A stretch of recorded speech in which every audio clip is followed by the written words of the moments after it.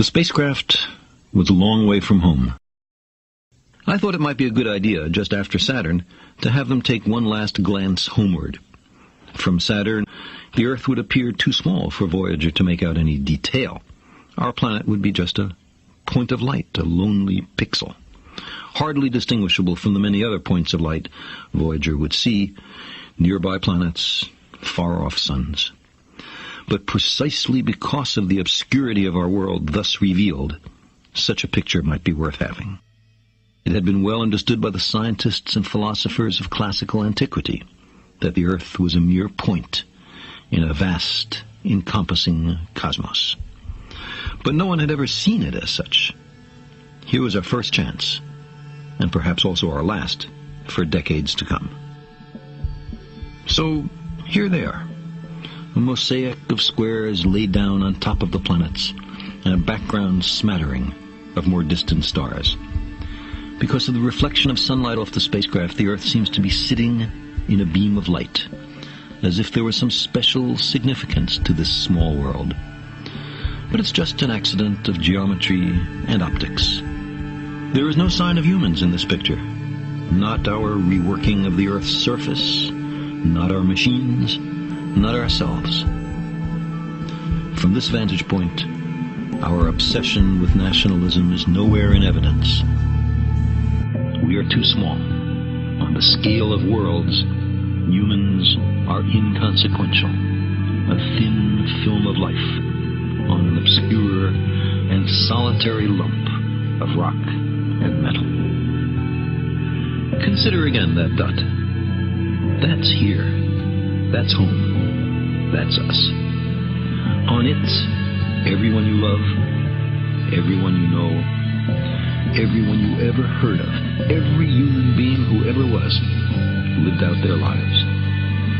The aggregate of our joy and suffering. Thousands of confident religions, ideologies, and economic doctrines. Every hunter and forager, every hero and coward, every creator and destroyer of civilization. Every king and peasant, every young couple in love, every mother and father, hopeful child, inventor and explorer, every teacher of morals, every corrupt politician, every supreme leader, every superstar, every saint and sinner in the history of our species lived there, on a mote of dust, suspended in a sunbeam.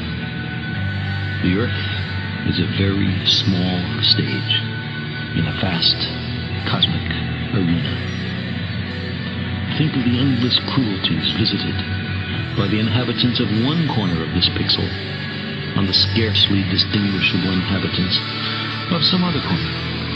How frequent their misunderstandings, how eager they are to kill one another, how fervent their hatreds.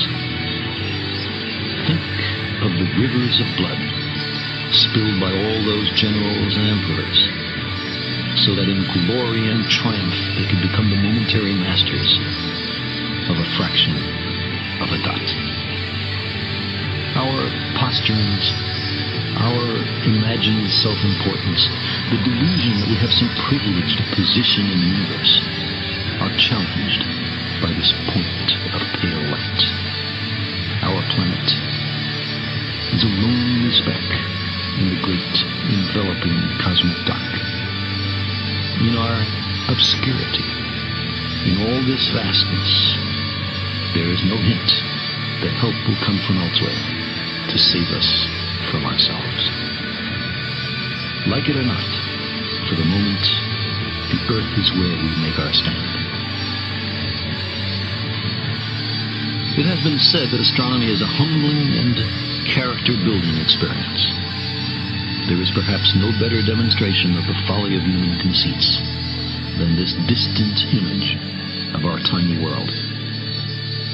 It underscores our responsibility to deal more kindly with one another and to preserve and cherish the only home we've ever known.